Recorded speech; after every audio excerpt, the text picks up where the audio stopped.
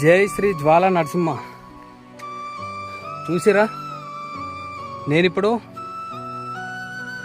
నల్లమల్ల అడవులు చుట్టూ చూడండి. నల్లమల్ల అడవులు, ఇంత దట్టమైన అడవిలో కొండ పైన దాదాపు 4 కిలోమీటర్ల ఎత్తు కొండపైన లక్ష్మీనరసింహ స్వామి వారు జ్వాలా నరసింహ రూపంలో మనకు దర్శనమిస్తారు. నరసింహస్వామి హిరణ్యకశిపుని వధించిన తర్వాత ఈ ప్రదేశంలోనే తన పదునైన గోళ్ళు, హిరణ్యకశిపుని రక్తము తన గోళ్ళకు అంటుకోవడంతో ఈ ప్రదేశంలోనే నరసింహస్వామి వారు తన చేతిని కడిగారు. మీకు నేను ఆ ప్రదేశం కూడా చూపిస్తా. ఇప్పటికీ రెడ్ కలర్ ఉంటాయి వాటరు.